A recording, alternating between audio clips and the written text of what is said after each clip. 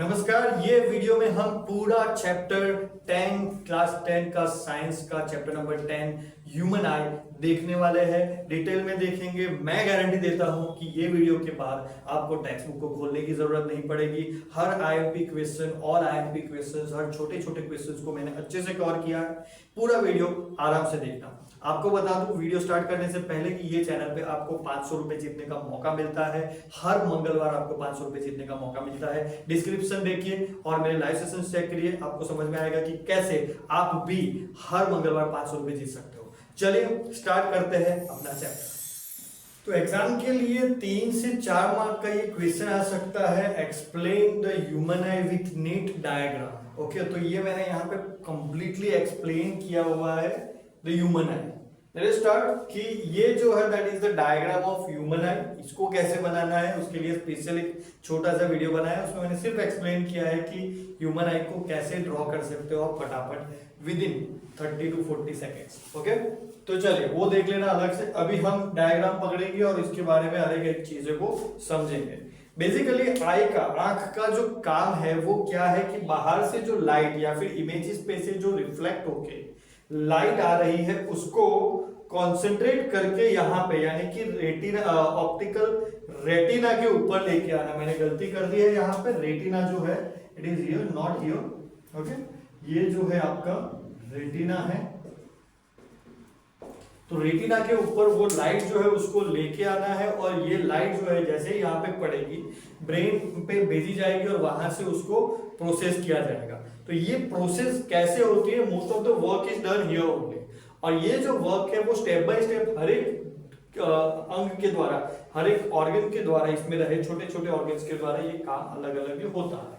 तो हर एक चीज को हम समझेंगे उससे पहले जो एग्जाम में हमें लिखना होता है that the human eye it is the most valuable and most sensitive sense organ in our body. Okay, आंख बंद करने के बाद हम नाक से, टच से बहुत सारा देख सकते हैं, लेकिन द कलरफुल वर्ल्ड जो हम देखते हैं, दुनिया, रंग बिरंगी दुनिया, इतनी सुंदर दुनिया जो हम देखते हैं that is only because of the I. Okay, और उसमें थोड़ा सा भी डैमेज हो जाता है तो we could not see, we can not see. Works ये जो है बिल्कुल एक कैमरा की तरह काम करती है। जैसे कैमरा में एक इमेज जनरेट होती है हमारे डिजिटल बोर्ड के ऊपर, या फिर वो पहले आता था ना वो रोल, उसके ऊपर एक इमेज जनरेट होती थी, वैसे ही इसमें भी works like a camera forming an image on a light sensitive screen, जिसको हम रेटिना बोलते हैं। That is a light sensitive screen है जहां पे आपका सिग्नल्स जनरेट होते हैं। ओके, तो these are the 2 lines you need to write before starting your exact answer. Okay, now we will explain the total things जो भी यहाँ पे है। तो स्टार्टिंग विथ सबसे पहले ऊपर जो है वो है cornea. Okay, see this is your cornea. Okay, this part totally is your cornea जो सबसे बाहर होता है। It is a transparent curved membrane जिसमें से सबसे पहले लाइट यहां से एंटर होती है। कहां से? कॉर्निया में से लाइट एंटर होती है सबसे पहले। ये वाला जैसे मैंने बताया आपको, this is your cornea. Most of the light का जो बेंडिंग होता है, क्योंकि हमें जो स्ट्रेट लाइन जो आ रही है उसको बेंड करके रेटिना के ऊपर कॉन्सेंट्रेट करवाना है, तो जो मोस्ट ऑफ द बेंडिंग का काम होता है वो कॉर्निया के अंदर हो जाता है। ओके, नेक्स्ट कॉर्निया के बाद जो है दैट इज आइरिस। ये देख सकते हो आप iris, this is your iris, you can see. Okay, ये आपका आइरिस है। आइरिस जो है what is the coloured part of an eye. किसी की आंखें नीली होती है, किसी की आंखें ब्राउन, किसी की ब्लैक। तो ये जो पोर्शन है आइरिस जो है वो बनाता है आपकी आंखों का कलर। तो this iris is the coloured part of the I. Cornea के जस्ट पीछे होता है, बिहाइंड द कॉर्निया, कॉर्निया के पीछे होता है ये वाला आइरिस जो है वो। और वो क्या होता करता है, छोटा बड़ा होता रहता है। यानी कि ये जो आप देख रहे हो इतने से प्यूपिल को खोला हुआ है, उसके बाद जो है बड़े प्यूपिल, प्यूपिल को ज्यादा बड़ा छोटा करना जो है वो आइरिस करता है। प्यूपिल को ज्यादा बड़ा छोटा करने की जरूरत क्यों होती है? तो प्यूपिल जो है वो रेगुलेट करता है the amount of light that enters further, मतलब आगे कितनी लाइट जानी चाहिए। ज्यादा लाइट आंखों को डैमेज कर सकती है, यानी कि प्यूपिल जो है उसको वहां पे कितनी लाइट आगे जाएगी उसको वो रेगुलेट करता है। यानी कि ये जो आपका आपका जो आइरिस है वो बड़ा हो छोटा होके प्यूपिल की साइज एडजस्ट करता है और प्यूपिल की वजह से अंदर कितनी लाइट जाएगी वो आपको कंट्रोल करके देता है प्यूपिल। प्यूपिल जो है वो बड़ा हो जाता है इन द डार्क, जब अंधेरा होगा तो प्यूपिल जो है वो बड़ा हो जाएगा, क्योंकि कम लाइट आ रही है, अंधेरे में लाइट कम होती है तो ज्यादा कम लाइट को ज्यादा जगह मिलेगी तो ज्यादा अच्छे से वो पास हो पाएगी। जब ज्यादा ब्राइट होगा तो बहुत ज्यादा लाइट आ रही है, उसको रेगुलेट कम करने के लिए ये आइरिस जो है उसको ऐसे छोटी कर देगा, प्यूपिल को छोटा कर देगा, जिसकी वजह से लाइट जो है कंट्रोल में रहेगी। दिस इज हाउ आइरिस और प्यूपिल मिलके कंट्रोल करते हैं लाइट को, जितना लाइट अंदर जाना चाहिए उतना ही, मतलब क्लियरली दिखने के लिए। कभी कभी ऐसा होता होगा आपको कि बहुत अचानक से लाइट आ जाती है, राइट, तो कुछ नहीं दिखता है, तो वो इन दैट केस आपका प्यूपिल जो है थोड़ी देर के बाद वो चीज को आपको दिखाता है, यानी कि प्यूपिल जो है थोड़ी देर में एडजस्ट कर लेता है कि कितनी लाइट सफिशिएंट है to for the visibility. Okay, तो प्यूपिल जो है वो करता है gets bigger in the dark and gets smaller in the bright light. उसके बाद है दैट इज द मेन चीज, that is the crystalline lens, या फिर उसको आप बोल सकते हो आई लेंस। ये है आपका eye lens, this one is your eye lens. Eye lens क्या करता है, it is made of a flexible jelly like material. Jelly like क्यों, क्योंकि उसको बड़ा छोटा होते रहना है। ओके, ये उसके ऊपर सिलियरी जो मसल्स है वो खींच के उसको लंबा कर देते हैं ऐसा, ओके, लंबा कर सकते हैं ऐसा, और वही दबा के उसको मोटा कर सकते हैं ऐसा। तो डिपेंडिंग ऑन द लाइट और depending on the image that you want to generate, कौन सी इमेज जनरेट करनी है आपको, उसके ऊपर से आपके सिलियरी मसल्स जो है वो लेंस को बड़ा छोटा कर सके, उसी के लिए आपका जो लेंस है वो कैसा होता है, जेली लाइक होता है, जिसकी वजह से उसको लंबा छोटा कर दिया जाए और वो एक मोटे और एक पतले लेंस दोनों का काम कर पाए बारी बारी से। ओके, तो आई लेंस जो है वो that is made of a flexible jelly like material, focuses light onto the retina. Retina के ऊपर वो लाइट फोकस करता है, कैसे, बाय एडजस्टिंग शेप। जैसे कि मैंने बोला कि ये क्या करेगा, यहाँ पे जो लाइट रेज आ रहे हैं, देखो ये जो लाइट रेज आ रहे हैं उसको इधर उसको कॉन्सेंट्रेट करना है इसके ऊपर, और उसके लिए उसको अगर लंबा होना पड़ा, पतला होना पड़ा तो वो पतला हो जाएगा, मोटा होना पड़ा तो वो मोटा भी हो जाएगा using the ciliary muscles. Okay, जिससे वो क्या कर पाएगा, रेटिना के ऊपर लाइट का जो कॉन्सेंट्रेशन है, मतलब फोकस जो है वो रेटिना के ऊपर सेट कर पाए। रेटिना एग्जैक्टली है क्या, तो retina is a light sensitive cell. Retina के पास एक लाइट सेंसिटिव सेल्स होता है, वो क्या करता है, इलेक्ट्रिकल सिग्नल्स जनरेट करता है। ये जो लाइट उसके ऊपर गिरी ना उसको वो इलेक्ट्रिकल सिग्नल्स में, retina do not generate the image, वो सिर्फ एक इलेक्ट्रिकल सिग्नल जनरेट करके वो इलेक्ट्रिकल सिग्नल्स को आगे ऑप्टिकल नर्व में दे देता है। ऑप्टिकल नर्व ये सिग्नल को ब्रेन के पास भेज देती है और अपना ब्रेन जो है इसको प्रोसेस करके उसमें से इमेज बनाता है। ओके, तो दिस इज ऑल प्रोसेस। जब आप मुझे देख रहे हो बाहर से कब से, तो इसमें आपकी आंखों के अंदर कंटिन्यूअसली ये प्रोसेस चालू है। फिर से एक बार फटाफट बता दूं कि कॉर्निया से लाइट अंदर आती है, कॉर्निया के बाद आ जाता है, कॉर्निया के बाद आता है आइरिस। आइरिस जो है कलर्ड पोर्शन है और वो छोटा बड़ा करता है प्यूपिल को, प्यूपिल रेगुलेट करता है लाइट को। लाइट अंदर जाने के बाद फोकस करने के लिए लेंस को अगर बड़ा छोटा होना है, that lens is eye lens, और वो जो फोकस जहां पे गिराएगा वो है रेटिना, वो इलेक्ट्रिकल सिग्नल्स में कन्वर्ट करता है, इलेक्ट्रिकल सिग्नल्स ऑप्टिकल नर्व में होते हुए ब्रेन के पास चले जाते हैं। This is about working of human I. Okay, तो इतना ही लिख के आ जाओ एग्जाम में। मैं गारंटी देता हूँ 100% आपको फुल मार्क्स मिलेंगे। 3 मार्क का क्वेश्चन है 3 मार्क मिलेंगे और 4 मार्क का क्वेश्चन है 4 मार्क मिलेंगे। ठीक है, अच्छे से याद कर लो कैसे क्या क्या चीजें काम करती है और लिख के आओ एग्जाम में। तो आंखें ऐसे काम करती है, उसको देखने के बाद थोड़े बहुत पॉइंट्स है आंखों के अंदर की क्या क्या और चीजें समझने लायक है। That is one is power of accommodation, मतलब कि आई लेंस कितना देख सकता है, कितना हमें दिखा सकता है, वो बोला जाता है पावर ऑफ अकोमोडेशन। क्लियरली बोलूं तो द आई लेंस जो है अपनी फोकल लेंथ को एडजस्ट करता है। जैसे कि मैंने बताया कि ये मोटा हो जाता है, कभी कभी पतला हो जाता है, इससे वो क्या करता है अपनी फोकल लेंथ को एडजस्ट करता है, जिसकी वजह से उसकी फोकल लेंथ जो है वो एग्जैक्टली रेटिना तक ही हो। ऐसे वो अपने फोकल लेंथ को एडजस्ट करता है to see both near as well as far objects, दूर वाले नजदीक वाले दोनों ऑब्जेक्ट को देख सके इसके लिए। और दिस एबिलिटी उसी को बोला जाता है अकोमोडेशन। ओके, अभी उसमें दोनों चीजें देख लेते हैं कि वो डिस्टेंट यानी कि दूर की चीजें को कैसे दिखाता है, कैसे देख सकता है। तो दूर की चीजों के लिए जनरली क्या होता है कि हमारे जो सिलियरी मसल्स है वो रिलैक्स कर जाते हैं, सिलियरी मसल्स रिलैक्स करते हैं, जिसकी वजह से ये लेंस जो है थोड़ा पतला हो जाता है, थिन बन जाता है, जिसकी वजह से उसकी फोकल लेंथ जो है वो इंक्रीज हो जाती है, जिससे दूर से आने वाले रेज जो कि यहाँ पे सेंटर में पड़ते हैं तो वो इधर रेटिना के ऊपर ही फोकस हो पाए। सिमिलरली अगर नियर ऑब्जेक्ट है तो बड़े बड़े रेज आएंगे तो उसको नजदीक फोकस करने की जरूरत पड़ेगी, जिसके कारण सिलियरी मसल कॉन्ट्रैक्ट होके अपने लेंस को थिक मोटा बना देते हैं, जिसकी वजह से क्या होगा कि बड़े बड़े जो दूर से डिस्टेंस पे जो रेज आ रहे हैं वो जल्दी से फोकस हो जाए। ओके, जल्दी से फोकस हो जाए, मतलब डिक्रीजिंग द फोकल लेंथ को डिक्रीज करना पड़ता है, तो वो किया जाता है कॉन्ट्रैक्ट करके, सिलियरी मसल इसको दबा कैसे मोटा कर देता है। ओके, तो ये this is how the I accommodates the pictures or the images of the objects that's near point or far point. These are the 2 points की the closest distance a naked eye can see।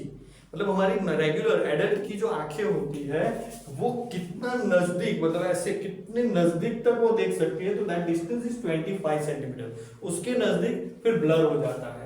And similarly far point यानी कि कितने दूर तक हमारी आंखें देख सकती है, that distance is infinite actually, जितना दिखाओ दूर तक उतना वो देख सकते हैं, दूर की बात करें तो। इसमें आपने देखा कि ये जो विजिबिलिटी है, जो ह्यूमन आई की जो विजिबिलिटी है, मतलब आंखें क्या दिखा सकती है, कैसे दिखा सकती है, that is based on the flexibility of this length, बड़ा छोटा होने की, और वो कौन कराता है, सिलियरी मसल्स। तो ये जो लेंस है वो उम्र के साथ साथ अपनी फ्लेक्सिबिलिटी जो है वो खो देता है, the lens loses it's flexibility, ज्यादा टीवी देखने से, ज्यादा मोबाइल देखने से और उम्र के साथ, तीनों चीजों के साथ साथ ये जो सिलियरी मसल्स है वो उसको खींचना मोड़ना बंद कर देते हैं, लेंस अपनी फ्लेक्सिबिलिटी घुमा देता है, and that's why it can not adjust properly, बड़ा छोटा वो प्रॉपर्ली नहीं होता है, जिसकी वजह से विजन डिफेक्ट्स आती है। तो ये विजन डिफेक्ट्स क्यों आती है, कौन सी होती है, वो भी चलो देख ही लेते हैं। तो सबसे पहली जो विजन डिफेक्ट है और जो मोस्ट कॉमन है वो है कैटरैक्ट। मतलब दुनिया में 90% लोगों को ये कैटरैक्ट होता है। ओके, एग्जैक्ट नंबर तो नहीं, लेकिन ये मोस्ट कॉमन है, ऑलमोस्ट सबको होता है। ओके, कैटरैक्ट क्या होता है exactly, with age eye lens becomes cloudy, मतलब अपना ये जो आई का जो लेंस है वो क्या होता है, धीरे धीरे क्लाउडी होता जाता है, मतलब ये पूरा ट्रांसपेरेंट होना चाहिए, क्योंकि इमेज के जो रेज आ रहे हैं, मतलब lens should be completely transparent, clearly देखने के लिए कंप्लीटली ट्रांसपेरेंट लेंस चाहिए, जो रेज यहाँ से आ रहे हैं वो 100% ट्रांसफर होने चाहिए, इसलिए उसका ट्रांसपेरेंट होना बहुत ही जरूरी है, लेकिन वो क्लाउडी होता जाता है एज के साथ साथ, जिसकी वजह से इट लूजेस इट ट्रांसपेरेंसी, और यहाँ से लाइट जो है वो कंप्लीटली पास नहीं हो पाती है, आइदर इसकी वजह से पार्शियली और कंप्लीट ब्लाइंडनेस आ सकती है। मतलब अगर पूरी लाइट पास नहीं हो रही है तो कंप्लीट ब्लाइंडनेस, कुछ पास ही नहीं हो रहा है, रेटिना पे गिरेगा क्या। ओके, और सिमिलरली अगर पास हो रहा है तो 40-50% कुछ पास हो रहा है, जिसकी वजह से थोड़ा ब्लर दिखेगा, थोड़ा यानी कि मतलब 50%, जितना यहां से पास होगा उतना ही दिख पाएगा। तो this type of defect is called cataract defect, और वो एज के साथ धीरे धीरे होती है। ऐसा नहीं है कि बड़े लोगों में ही, छोटे लोगों में भी कैटरैक्ट देखने को मिलता है 7-8 साल में भी, वो उनका लक। ओके, डिपेंडिंग कि लेंस का टाइप कैसा है वगैरह, वो एज के साथ साथ जनरली ये कैटरैक्ट सबको होता है, और इसको सॉल्व कैसे करेंगे, थ्रू द सर्जरी ओनली, जिसमें ये लेंस को निकाल के दूसरा आर्टिफिशियल लेंस जो है वो यहाँ पे इंस्टॉल कर दिया जाएगा, जिसकी वजह से हम फिर से आर्टिफिशियल लेंस पूरा ट्रांसपेरेंट रहेगा, फिर से आराम से देख पाएंगे जैसे हम रेगुलर देखते हैं। ओके, बहुत ही अच्छी टेक्नोलॉजी है जिसमें ये पूरा लेंस ही चेंज कर दिया जाता है। इसके अलावा जो रेयर केसेस या फिर बहुत ही कम मतलब कम केसेस में होता है वो होते हैं रिफ्रैक्टिव डिफेक्ट्स।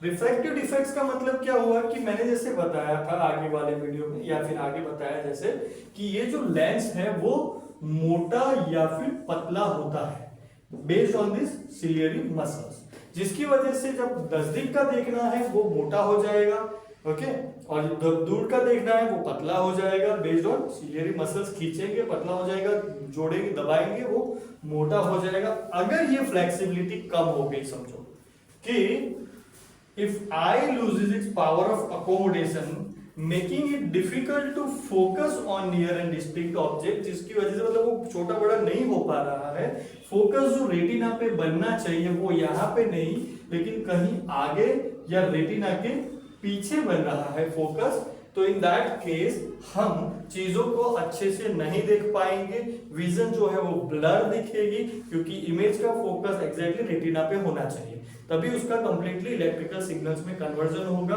और ऑप्टिकल नर्व उसमें ब्रेन में ले जाके उसका क्लियर इमेज बता पाएंगे। लेकिन उसके ऊपर अगर फोकस ही नहीं आ रहा है, आगे या पीछे फोकस बन रहा है, तो रेटिना के ऊपर नहीं आने की वजह से, क्लियर इलेक्ट्रिकल सिग्नल नहीं बनने की वजह से चीजें ब्लर दिखेगी, ओके, और उसको बोलेंगे हम रिफ्रैक्टिव डिफेक्ट्स, जो कि लेंस की फ्लेक्सिबिलिटी की वजह से होती है, ना कि लेंस के ब्लर होने की वजह से। अगर लेंस ब्लर हो रहा है उसको कैटरेक्ट बोलेंगे, उसको चेंज करना पड़ेगा। लेकिन अगर लेंस ट्रांसपेरेंट है लेकिन फ्लेक्सिबल नहीं है, we will not change this thing, lens को चेंज नहीं करेंगे, एडजस्ट करेंगे आगे कुछ कांच रख के। उसको मैं डिटेल में दिखाता हूं, जिसको हम चश्मा या फिर स्पेक्टेकल्स कहते हैं, उसको मैं डिटेल में दिखाता हूं। लेकिन अभी समझो कि ये जो रिफ्रैक्टिव डिफेक्ट्स है वो 3 तरीके की होती है। मायोपिया यानी कि नियर साइटेडनेस, नजदीक की चीजें अच्छे से ना दिखना, उसको बोलते हैं मायोपिया। हाइपरमेट्रोपिया यानी कि फार साइटेडनेस, यानी कि जब दूर की चीजें नहीं दिखती है अच्छे से तो उसको बोला जाता है हाइपरमेट्रोपिया।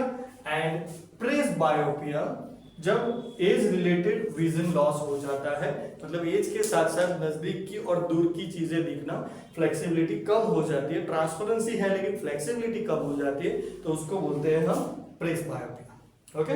तो इसको एक एक करके समझते हैं, चलो स्टार्टिंग विद द मायोपिया। तो let us understand all 3 refractive defects of the human I. Refractive defect इसलिए क्योंकि इसमें जो अपना लेंस है, आंखों का जो लेंस है वो रिफ्रैक्शन का काम ठीक से नहीं कर पा रहा है, इसी वजह से हमें चीजें ब्लरी दिखती है। इसीलिए ये सारी डिफेक्ट्स जो है इसको हम रिफ्रैक्टिव डिफेक्ट्स बोलेंगे, यानी कि लेंस का रिफ्रैक्शन अच्छे से नहीं हो पा रहा है। 3 तरीके की डिफेक्ट्स देखने पर मिलती है, myopia, near sightedness, hypermyopia, far sightedness and presbyopia, जिसमें एज रिलेटेड विजन लॉस हो जाता है। तीनों का रीजन एक ही है, डिफेक्टिव रिफ्रैक्शन, ओके। तो पहले हम मायोपिया देखेंगे, जिसको नियर साइटेडनेस भी बोलते हैं, यानी कि नजदीक की चीजें अच्छे से दिखती नहीं है जबकि दूर की चीजें अच्छे से दिखती है। मायोपिया है तो दूर की चीजों को देखने में बिल्कुल भी प्रॉब्लम नहीं हो रही है बंदे को, सिर्फ नजदीक की चीजें जो है ब्लरी दिखती है। उसका रीजन क्या होता है कि जनरली आई लेंस का काम होता है जो रेज उसके ऊपर आती है उसको फोकस पे लाना, और फोकस कहां पे बनना चाहिए, रेटिना के ऊपर। उसका जो भी लाइट लेंस के ऊपर आ रही है उसका फोकस रेटिना के ऊपर बनना चाहिए। लेकिन यहाँ पे आप देख सकते हो कि यहाँ पे सपोज एक बंदा खड़ा है जिसको ये आंखें देख रही है, दूर खड़ा है, और ये यहाँ से जो रेज लाइट रेज उसके ऊपर आ रहे हैं उसको रेटिना पे फोकस होना चाहिए, लेकिन बिफोर द रेटिना के आगे ही वो फोकस हो जाते हैं। इसलिए रेटिना के ऊपर उसके अच्छे से इलेक्ट्रिक सिग्नल नहीं जनरेट हो पाते, जिसकी वजह से वो ब्लरी दिखता है, क्लियरली नहीं दिखता है, ओके। रीजन क्या होता है कि इसमें आई लेंस जो है वो ज्यादा कर्व्ड होता है, यानी कि जितना होना चाहिए पतला होना चाहिए, दूर की चीजों को देखने के लिए लेंस जो है पतला होना चाहिए, लेकिन वो थोड़ा मोटा होता है, जिसको हम टू कर्व्ड, ऐसा हुआ, ऐसा लेंस बोलेंगे, टू कर्व्ड। या फिर ये जो बॉल है, मतलब आई बॉल जो है, ये जो पूरा गोला है हमारी आंखों का, ये गोला की रेटिना इधर है, अभी ये अगर इलोंगेटेड हो गया है, यानी कि समझो आप इलोंगेटेड, यानी कि ये ऐसा होना चाहिए था वो ऐसा हो गया, तो रेटिना ऑटोमेटिकली पीछे खिसक गया, है ना। लेंस से, लेंस इधर था, इधर रेटिना था, लेकिन लेंस तो अभी भी इधर ही है, रेटिना थोड़ा पीछे चला गया, तो भी ऐसा हो सकता है, यानी कि eye ball is elongated, in that case also ये चीज हो सकती है, रेटिना पीछे चला गया या फिर ये अपना जो लेंस है वो कर्व्ड हो गया, ज्यादा कर्व्ड हो गया, मोटा रह गया, जब उसको दूर की चीज देखनी थी उसको पतला होना चाहिए था। यानी कि the far point of an eye is closer than infinity.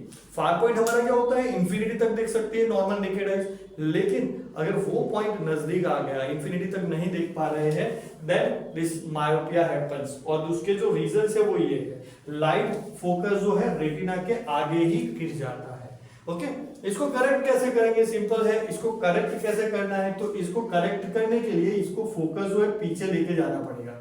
For that what we will do, we will put a concave lens that will diverge these lights। okay, ये लाइट्स को क्या करेगा, वो डाइवर्ज करेगा, ऐसे दूर फेंकेगा, स्प्रेड कर देगा, जिसकी वजह से ये लेंस जो है अपना, लेंस के ऊपर जो लाइट यहाँ पे आ रही थी वो अभी देखो अब दूर आ रही है, राइट, यहाँ पे आ रही है, जिसकी वजह से वो फोकस जो है वो रेटिना के ऊपर भेज पाएगा। ओके, तो using the concave lenses that to divert the light rays is the correction for this myopia।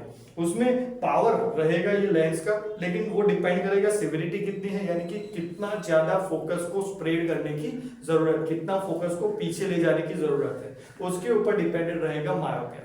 ये अच्छे से समझ में आ गया। तो हाइपरमेट्रोपिया भी सिमिलर ही है, अच्छे से समझ में आएगा। उसमें क्या है, फार साइटेडनेस। फार साइटेडनेस यानी कि दूर की चीजों को अच्छे से नहीं देख पाना, नजदीक की चीजें अच्छे से दिखती है लेकिन दूर की चीजों को जब अच्छे से नहीं देख पाते, उसको बोला जाता है हाइपरमेट्रोपिया। हाइपरमेट्रोपिया में भी ऐसा ही है। देखो क्या होता है कि अपना लेंस जो है उसको क्या करना होता है, जो भी रेज उसके ऊपर आ रहे हैं उसको रेटिना के ऊपर फोकस करना है। अगर ये इसको नजदीक की चीजों को देखने के लिए मोटा होना पड़ता है, लेकिन अगर ये पतला रह गया तो in that case what it will do, उसका जो फोकस है वो पीछे चला जाएगा, रेटिना के भी पीछे। यहाँ पे आप इजीली देख पा रहे हो, देखो ये लेंस है और लेंस मोटा होने की वजह से जो लाइट रेज आ रहे हैं वो पीछे चले गए, बिहाइंड द रेटिना। इसमें important word is behind the retina, इसमें important word is in front of the retina. इसमें अपना इमेज कहां पे जनरेट हो रहा है, behind the retina, in front of the retina इधर, तो बिहाइंड द रेटिना जनरेट हो रहा है, इसलिए सेम फिर से ब्लरी दिखता है। इन दिस केस हमें दूर की चीजें नहीं दिखती, यानी कि the near point of eye is far than 25 centimetre, 25 centimetre near तक हमें दिखता है, लेकिन वो थोड़ा दूर चला गया है, फार देन 25 सेंटीमीटर, जिसकी वजह से हमें ये ऐसा दिखता है। सिंपल करेक्शन कैसे करेंगे इसमें, हम नजदीक की चीजों को देखने के लिए, सॉरी दूर की चीजों को देखने के लिए, eye lens is too flat, okay, बहुत ही पतला हो गया है, जिसकी वजह से उसका फोकस जो है पीछे चला गया है। Eyeball is too short, या फिर दूसरा रीजन क्या हो सकता है, जैसे उसमें था अपना बॉल ऐसा था और वो ऐसा हो गया, यानी कि रेटिना पहले इधर हुआ करती थी, देखो लेंस वैसा का वैसा ही है, लेकिन रेटिना जो है वो यहाँ पे थी, अभी रेटिना तो वहीं पे पीछे चली गई ना, रेटिना आगे आ गई, ओके, और फोकस पीछे चला गया। तो ये दोनों रीजन में eye lens is too flat या फिर eyeball is too short, छोटा है, तो इन दिस केसेस हमें ये फार साइटेडनेस हो सकता है। Light focus is behind the retina, तो in this case what we will have to do is, क्या होगा कि कॉन्वेक्स लेंस यूज करेंगे हम यहाँ पे। कॉन्वेक्स लेंस क्या करेगा, ये चीजों को थोड़ा अंदर फोकस करा देगा, जिसकी वजह से अपना फोकस जो है वो रेटिना के ऊपर आ जाएगा। That is convex lens converge light rays. उसका भी पावर जो है सिविरिटी पे डिपेंड करेगा, कितना ज्यादा बिहाइंड जा रहा है, कितना डिस्टेंस बन रहा है रेटिना के साथ, उसके ऊपर कितना नजदीक लाने की जरूरत है, उसके ऊपर उसके पावर की वैल्यू डिपेंड करेगी। ओके, अभी प्रेस बायोपिया, एज रिलेटेड यानी कि इसमें क्या होता है कि सिलियरी मसल्स जो रहते हैं हमारी, आगे हमने आई लेंस आगे वाले में देखा हमने कि आई के लेंस के आजू बाजू सिलियरी मसल्स होते हैं, वो मसल्स धीरे धीरे ऑब्वियसली जैसे जैसे वो कोई भी मसल्स होंगे वो डिले तो होंगे, राइट, लूज तो होंगे, तो सिलियरी मसल्स जो है वो वीक हो जाते हैं। कैसे हो जाते हैं, वो वीक हो जाते हैं क्योंकि ये आई लेंस जो है वो एक जेली जैसा स्ट्रक्चर होता है, उसको जब हमें दूर की चीजें देखनी है तो उसको फ्लैट करने की जरूरत पड़ती है, राइट, और जब नजदीक की चीजें देखनी है तो उसको मोटा करने की यानी कि दबाने की जरूरत होती है, और ये काम करते हैं सिलियरी मसल्स। तो सिलियरी मसल्स जो है जब वीक हो जाएंगे तो वो अच्छे से फ्लैट या फिर कर्व नहीं कर पाएंगे, इसकी वजह से हमें फ्लेक्सिबिलिटी मिस हो जाएगी, जिसकी वजह से ये जो फोकल लेंथ, यहाँ पे फोकल लेंथ का इश्यू है, तो फोकल लेंथ को जो एडजस्ट करने वाली चीज है वो अच्छे से नहीं हो पाएगी, जिसकी वजह से हमें नजदीक की और दूर की दोनों चीजें ठीक से नहीं दिखेगी, यानी कि struggle to see both near and far objects clearly. Usually हम क्या करते हैं, ऑकर्स ये जो है जनरली 40 की एज के बाद होता है, क्योंकि यंग एज में सिलियरी मसल्स थोड़े ताकतवर रहते हैं और ये सिलियरी मसल्स जो है धीरे धीरे एज के साथ वीक होते हैं। इसकी वजह से 40 के बाद धीरे धीरे ये वीक होना स्टार्ट करते हैं। इसीलिए ये जो डिफेक्ट है वो जनरली प्रेस बायोपिया वो generally after the age of 40 होती है। इसको करेक्ट कैसे करेंगे हम, बाइफोकल लेंस। बाइफोकल लेंस में हम मतलब बाइफोकल लेंस का मतलब क्या होगा कि दो तरीके के लेंस होगा। ओके, दो तरीके के लेंस होंगे, एक अपर पार्ट और लोअर पार्ट, मतलब एक ही ग्लास के अंदर दोनों लेंस को समा देंगे। कॉन्केव लेंस जिससे हम दूर की चीजों को अच्छे से देखेंगे, ओके, दूर की चीजों को देखने के लिए, एंड कॉन्वेक्स लेंस जिससे हम नियर की यानी कि नजदीकी चीजों को अच्छे से देखेंगे। ओके, तो ये है हमारी आई डिफेक्ट्स, और इतना ही कर लो, एग्जाम में अच्छे से लिख पाओगे। ओके, अभी बात करें तो ये सारी चीजें जिसको सॉल्व कैसे करेंगे, मतलब अच्छे से दिखना स्टार्ट कैसे हो सकता है। तो in this myopia we can apply the concave lenses. Okay, hyperopia, hypermetropia में हम कॉन्वेक्स लेंसेज का यूज करेंगे और इसमें हम बाइफोकल लेंसेज का यूज करेंगे। इसके अलावा सर्जरी से भी ये ठीक हो सकती है, जिसमें लेसिक सर्जरी लेटेस्ट है। लेसिक सर्जरी से अपने कॉर्निया को एडजस्ट करके ये चीजें हो सकती है, या फिर जो अपने लेंसेज होते हैं ना, जो स्पेक्टिकल को रिप्लेस करने के लिए लेंसेज भी लगा सकते हैं। But the best way to use spectacles is the bestest way okay to use in this cases, जहां से मतलब नॉर्मली आपको चीजें अच्छे से देखने मिलेगी, अच्छे से फिट से देखने लगोगे आप अगर आप लेंसेज लगाते हो, डिपेंडिंग कौन सा आपको मायोपिया, हाइपरमेट्रोपिया या फिर प्रेस बायोपिया है अकॉर्डिंगली। ओके, बोर्ड एग्जाम के लिए एकदम इंपॉर्टेंट क्वेश्चन है, that is refraction of light through prism. ये 2 मार्क में, 3 मार्क में और 4 मार्क में पूछ सकते हैं। आप जो मार्क्स पूछे उसके हिसाब से आपको आंसर लिखना है। तो मैं पहले 2 मार्क के लिए यहां तक, फिर 3 मार्क के लिए और 4 मार्क के लिए पूरा, तो आप अकॉर्डिंगली लिख सकते हो। ठीक है, तो starting with refraction of light through prism. तो जनरली क्या होता है कि हमारा जो ग्लास लैब रहता है, सॉफ्ट नॉर्मल ग्लास लैब, उसमें जब हम लाइट को इंसिडेंट करवाते हैं तो ये जो नॉर्मल है उसकी तरफ थोड़ा सा लाइट मुड़ जाती है। ओके, हल्का सा मुड़ती है, क्योंकि यहाँ पे फ्लैट सरफेस रहता है।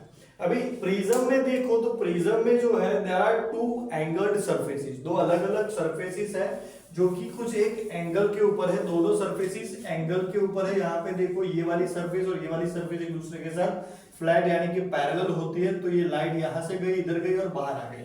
लेकिन इसमें यहाँ पे देखो तो ये वाली लाइट का जो डायरेक्शन था वही डायरेक्शन पे ये वाली लाइन जो है वो बाहर आ रही है, यानी कि incident ray and the emergent रे, बाहर आने वाले रे को हम क्या बोलेंगे, emergent ray, are having the same direction because it is in the glass slab, दोनों साइड पैरेलल है। अभी यहाँ पे देखो तो दोनों साइड जो है वो अलग अलग एंगल पे है। ओके, और वो जो एंगल है ए, ये वाला एंगल जो है उसको हम बोलेंगे angle of prism. Prism angle भी बोल सकते हैं, एंगल ऑफ प्रिज्म भी बोल सकते हैं। This is your incident ray. देखो आपका इंसिडेंट रे कौन सा है, पीई। हर एक चीज को हम लिख के जाएंगे, ऐसे ही आपको एग्जाम में भी लिखना है। पीई इज द इंसिडेंट रे।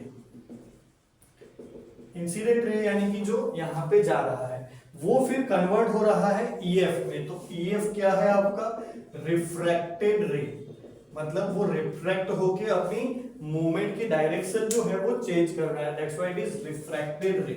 ईएफ के बाद एफएस जो बाहर आ रहा है वो क्या है, एफएस है आपका इमर्जेंट रे। यही सेम चीजें आपको एग्जाम में समझानी होगी, इंसिडेंट रे, रिफ्रैक्टेड रे एंड इमर्जेंट रे। The angle between incident ray यानी कि पीई वाली लाइन को देखो वो आगे जा रही है ऐसे, एंड इसको अगर पीछे एक्सटेंड करते हैं इमर्जेंट रे को, तो ये दोनों के बीच में जो एंगल बन रहा है D, here is angle D. Angle D क्या है, एंगल डी ही मेन है यहाँ पे, एंगल ऑफ डेविएशन बोलेंगे उसको, एंगल ऑफ डेविएशन। ओके, इसके अलावा नॉर्मल के साथ जो एंगल बनता है, यहाँ पे इंसिडेंट रे ने जो एंगल बनाया है वो है आई यानी कि incident angle, angle of incidence या फिर इंसिडेंट एंगल। यहाँ पे रिफ्रैक्ट होने के बाद क्या बना, that is r refraction angle, angle of refraction या फिर रिफ्रैक्शन एंगल। ओके, और ये तो था ही हमारा एंगल ऑफ प्रिज्म, यहाँ पे भी दूसरा रिफ्रैक्शन एंगल बना। तो this is how everything will be explain. Okay, तो यही सब लिखना है आपको, ये आपका refraction of light through prism हो गया। अभी इसमें अगर 3 मार्क का क्वेश्चन आता है, this is for 2 marks, 3 mark का क्वेश्चन आता है तो आपको डिस्पर्जन ऑफ व्हाइट लाइट भी उसमें ऐड करना होगा। White light, dispersion of white light में क्या है, सिंपल, आप जो है क्या कर रहे हो, एक व्हाइट लाइट को यहाँ पे इंसिडेंट कर रहे हो। तो इंसिडेंट रे जो है इट इज सिंपली, यहाँ पे कोई और लाइट है, यहाँ पे व्हाइट लाइट है, जो आगे जाके इंसिडेंट रे एक नहीं आ रहा है, यहाँ पे 7 इंसिडेंट रे आ रहे हैं, मतलब 7 अलग अलग कलर यहाँ पे निकल रहे हैं। और वो जो कलर है वो कौन से रहेंगे, विबग्योर, नीचे से स्टार्ट करते हुए VIBGYOR, violet, indigo, blue, green, yellow, orange and red. ये आपको बताने की जरूरत है, आपको पता ही होंगे, छोटे थे तब से पढ़ रहे हैं हम विबग्योर के बारे में। तो वायलेट जो है सबसे नीचे रहता है और रेड सबसे ऊपर रहता है। उसका भी रीजन है क्योंकि डिफरेंट कलर्स की वेवलेंथ अलग अलग होती है और वेवलेंथ के हिसाब से प्रिज्म जो है वो अलग अलग वेवलेंथ का अलग अलग रिफ्रैक्शन करता है। उसकी वजह से अलग अलग रिफ्रैक्शन होने की वजह से सातों कलर जो है वो अलग अलग देखने को मिलते हैं और उसको स्पेक्ट्रम बोला जाता है। लाइट, व्हाइट लाइट की स्पेक्ट्रम, ये जो विबग्योर बन रहा है ना उसको बोला जाता है व्हाइट लाइट की spectrum, that you have to mention. और ये जो प्रोसेस है जिसमें एक व्हाइट लाइट को 7 कलर्स में डाला गया, this process is called dispersion. Dispersion की प्रोसेस में व्हाइट लाइट में से 7 अलग, मतलब उसको डिस्पर्स करके उसमें से 7 अलग अलग कलर्स निकाले जाते हैं और ये 7 अलग अलग कलर्स जो है उसको क्या बोलते हैं हम, स्पेक्ट्रम। और उसका रीजन है different wavelength of different colours. Okay, जिसमें रेड जो है कम से कम बैंड होता है और वायलेट जो है वो मैक्सिमम बैंड होता है यहाँ पे। ओके, और भी अगर 4 मार्क में पूछा गया तो हमें ये एक्सपेरिमेंट भी ऐड करना है, Newton's experiment. This is all about refraction. Okay भाई, कुछ नया नहीं बता रहा हूं, लेकिन डिपेंडिंग कि कितने मार्क्स का क्वेश्चन है आप आगे बढ़ सकते हो। Refraction of light through prism, जिसमें न्यूटन्स एक्सपेरिमेंट, न्यूटन ने बहुत सिंपल काम किया। उसने क्या किया, 2 प्रिज्म ले लिए, एक प्रिज्म दूसरा प्रिज्म। उसने एक प्रिज्म रखा जहां पे इंसिडेंट कराई व्हाइट लाइट, अपनी रेगुलर व्हाइट लाइट यानी कि सनलाइट भी बोल सकते हो आप। व्हाइट लाइट इंसिडेंट कराई जिसकी वजह से ये पूरा स्पेक्ट्रम निकला। पूरा स्पेक्ट्रम यहाँ पे नहीं बनाया as per the text book only, तो यहाँ पे आर और वायलेट मतलब पूरा स्पेक्ट्रम यहाँ से बाहर निकला। वो स्पेक्ट्रम के रास्ते में he has put another prism like this, एक प्रिज्म और रख दिया, जिसकी वजह से क्या हुआ, ये रेड और व्हाइट फिर से रिफ्रैक्ट होके फिर से व्हाइट लाइट में कन्वर्ट हो गई, जो कि स्क्रीन के ऊपर कैच कर दिया गया। यहाँ पे न्यूटन क्या बताना चाहते हैं कि न्यूटन ने बताया कि सनलाइट के पास 7 कलर्स है। ओके, यहाँ पे अलग कर देते, फिर अलग कर देते तो खाली समझ में आता कि उसमें से 7 कलर्स निकल रहे हैं, लेकिन 7 कलर्स को फिर से इकट्ठा करके बताया, कंबाइन करके बताया कि उसमें फिर से व्हाइट लाइट बन रही है। That means it is proved कि sunlight is made up of 7 different colours. तो this is how you will explain the refraction of light through prism in your exam, और आप ऐसे इसको समझ भी सकते हो। ओके, चलिए आगे बढ़ते हैं।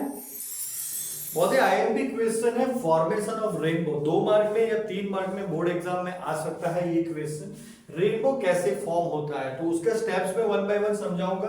This diagram is a must, draw करना पड़ेगा आपको। उसके बाद हम लिखेंगे उसमें तो 1-2 मतलब इंट्रोडक्टरी लाइंस होती है वो लिखनी पड़ती है, then you can explain how it forms. तो रेनबो क्या है, rainbow is a natural spectrum. Rainbow क्या है, एक नेचुरल स्पेक्ट्रम है जो कि रेन शावर यानी कि बारिश के बाद बनता है आकाश के अंदर।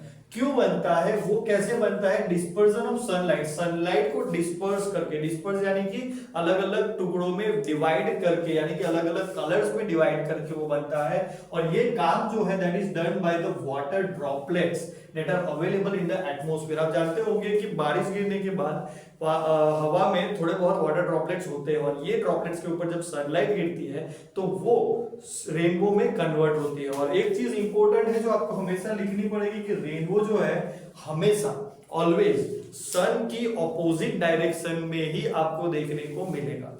ओके तो ये एक डायग्राम है, उसी को यहाँ पे एक्सप्लेन किया है। तो सनलाइट जो है that enters into the water droplet, sunlight enters a droplet and gets refracted, refraction होता है उसका, जिसकी वजह से इट इज स्प्लिट, उसको वो स्प्लिट हो जाती है इनटू डिफरेंट कलर्स। मैंने यहाँ पे और टेक्स्ट बुक में भी यहाँ पे वी और आर यानी कि वायोलेट और रेड ही लिखा हुआ है, बाकी सारे कलर्स लिखने की इतनी छोटी जगह नहीं होती। आपको समझना है कि वी और आर यानी कि वायोलेट और रेड कलर में मतलब विबग्योर, पूरा विबग्योर है बीच में, तो पूरे विबग्योर में वो स्प्लिट हो जाती है।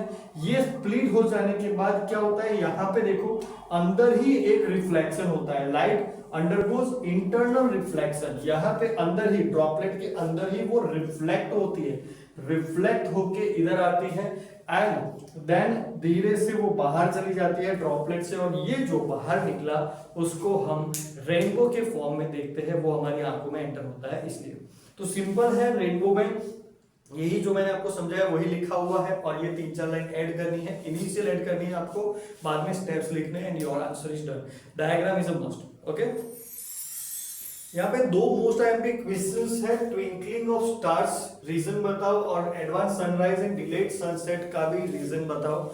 तो ये दोनों क्वेश्चन का एक ही answer that is atmospheric reflection, जो हमें पूछा है उसी का आंसर हम करेंगे, दोनों एक साथ में क्वेश्चन नहीं आएंगे। तो पहले हम एटमॉस्फेरिक रिफ्लेक्शन समझेंगे क्योंकि वो दोनों में लिखना है, फिर जो भी आपको पूछा है वो हम एक्सप्लेन कर देंगे। ठीक है, तो फिर अभी चालू कर रहे हैं हम। If the question is twinkling of stars then atmospheric refraction, the atmosphere कैसा है, नॉन यूनिफॉर्म है, मतलब ऊपर से नीचे तक वो यूनिफॉर्म नहीं है, कहीं पे पतले लेयर्स है, कहीं पे मोटे लेयर्स है, थिक लेयर्स है।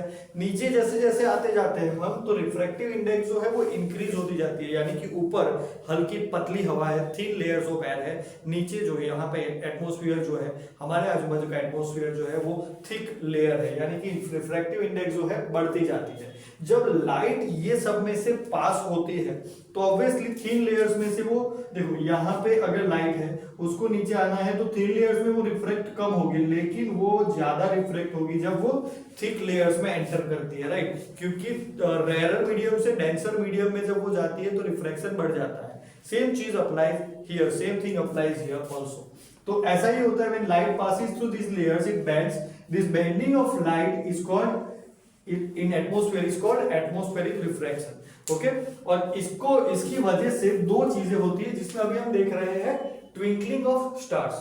तो ये बंदा यहाँ पे खड़ा हुआ है जमीन के ऊपर, हमारी अर्थ के ऊपर, इसको ये स्टार को देखना है। अभी स्टार में से जो लाइट आ रही है, समझो आप ये स्टार है, ओके, यहां से लाइट आ रही है, यहां से लाइट आ रही है, इधर है थिन लेयर्स, जैसे जैसे बढ़ते जाएंगे हम थिक लेयर्स आते जाएंगे, तो थिन लेयर में से वो आराम से पास हो जाएगी, हल्की सी बैंड होगी, लेकिन जैसे ही थिक लेयर में आई वो ज्यादा बैंड होगी, इसलिए ये यहां से इसकी आंख में ऐसे एंटर कर जाती है। ओके, इसको क्या लगता है, इट इज हियर। तो लिखते हैं हम लाइन बाय लाइन कि the light from stars passes through different layers of air with different densities, अलग अलग डेंसिटीज है यहाँ पे। Okay, this layers keep changing due to temperature variations, है ना, टेम्परेचर भी वेरिएट होता है, इसलिए क्या होगा, यहाँ पे गर्मी यहाँ पे ठंडी, तो ये भी लेयर अंदर अंदर अंदर अंदर चेंज होते रहते हैं, क्योंकि हवा बहती है तो टेम्परेचर कम हो जाता है, हवा रुक जाती है टेम्परेचर गर्म हो जाता है, ज्यादा हो जाता है। तो as a result apparent position of stars keep shifting, मतलब कभी ये तारा इधर देखा कभी इधर देखा, मतलब चेंज होते रहते हैं। ऐसा नहीं कि उसकी ओरिजिनल जगह पे दिखेगा ही नहीं, दिखेगा कभी कभी ओरिजिनल जगह पे, कभी कभी उसकी जगह पे हिलता हुआ, यानी कि तारा जो है आपको ऐसे ऐसे हिलता हुआ दिखेगा, जिसकी वजह से कभी कभी आपको ब्राइट लाइट देखने को मिल सकती है और कभी कभी डिम लाइट, और इसी को तो ट्विंकलिंग कहते हैं ना, ब्राइट डिम, इसी को तो ट्विंकलिंग कहते हैं। तो इसका आंसर यहाँ पे खत्म हुआ। अभी अगर क्वेश्चन अलग हुआ तो हमें ये लिखना पड़ेगा, ये नहीं लिख सकते। ओके, तो अभी हम समझते हैं दूसरा क्वेश्चन है advance sunrise and delayed sunset. तो ऐसा क्वेश्चन आ सकता है इसमें कि why the sun is seen before the sunrise and after the sunset also. तो उसमें भी वही चीज हमें समझानी है, एटमॉस्फेरिक रिफ्रैक्शन, और उसके बाद हम आ जाएंगे यहाँ पे जिसमें the sun is actually below the horizon. Okay, यहाँ पे देखो आप, ये होरिजोन है और उसके नीचे है, तो उसमें भी ऐसा ही है, दूर से आने के टाइम पे रिफ्रैक्शन कम होता है, लेकिन जाना था इधर, लेकिन ज्यादा रिफ्रैक्शन की वजह से लाइट घूम के आ गई इसकी आंख में। मतलब सन है यहाँ पे, दिखता है इधर क्योंकि ही इज लुकिंग हियर, और ये लाइट जो है वो सीधी जा रही थी, लेकिन वो रिफ्रैक्शन की वजह से बैंड होके इसकी आंखों में आ गई। Light from sun bend due to atmospheric refraction making the sun appear higher than actually it is. Same thing evening में भी होगी कि वो नीचे चला गया होगा, इधर साइड पे ले लो, इधर वो नीचे चला गया होगा, लेकिन रिफ्रैक्शन की, इसकी लाइट जा रही है इधर, लेकिन रिफ्रैक्शन की वजह से घूम के इधर आ जाती है। इसीलिए 2 मिनट पहले हमें सन दिख जाता है और 2 मिनट के बाद भी हमें ये सन दिखता रहता है। तो समझ में आया आपको? 2 क्वेश्चन का एक ही आंसर है, एटमॉस्फेरिक रिफ्लेक्शन, लेकिन पैटर्न जो है, राइटिंग पैटर्न जो है, दोनों में अलग अलग रहेगी। जो क्वेश्चन आपको पूछा है उसी को आपका आंसर करना है, दोनों क्वेश्चन साथ में नहीं आएंगे, अगर आते भी है तो 4 मार्क में आएंगे। ओके, तो it is like this. 2 most IMP question जो आपको एग्जाम में पूछे जा सकते हैं, that is why is sky blue, और दूसरा है why is the sun red at sunrise and sunset. ये दोनों क्वेश्चन का आंसर सेम है, इसीलिए मैंने एक साथ लिए हैं, तो एक साथ में हम समझेंगे, क्योंकि ये दोनों क्वेश्चन में लिखने हैं, ये भी पूछा तो भी ये लिखना है, उसके बाद एक इधर आना है, और ये वाला क्वेश्चन है तो फिर ये लिखना है हमें, और फिर इधर आना है। तो समझेंगे हम scattering of light. Scattering of light जो है हमने 9th में सीखा था, दैट इज टिंडल इफेक्ट। जब लाइट पास होती है तो उसमें जो टाइनी पार्टिकल्स, एयर के अंदर जो टाइनी पार्टिकल्स है वो हमें दिखते हैं, that is called Tyndall effect, right. तो वो क्यों दिखते हैं? उसके साथ लाइट टकराती है, when light passes through the atmosphere tiny particles in air, उसको क्या कर देते हैं? स्कैटर कर देते हैं, यानी कि फैला देते हैं, स्कैटर कर देते हैं, फैला देते हैं। यानी कि ये एक पार्टिकल है, ये लाइट आ रही है, तो लाइट जो है यहां से ऐसे ऐसे ऐसे हर एक डायरेक्शन में अंदर फैल जाती है। ओके, आगे भी जाती है, ऐसा नहीं है, लेकिन उसके साथ टकराने के बाद लाइट रेज जो है वो स्कैटर हो जाते हैं, फैलना बोलते हैं स्कैटर को। तो द अमाउंट कितना स्कैटर होगा, the amount of scattering depends on the wavelength of the light. अभी शॉर्टर वेवलेंथ अगर रही तो ब्लू लाइट स्कैटर हो जाती है।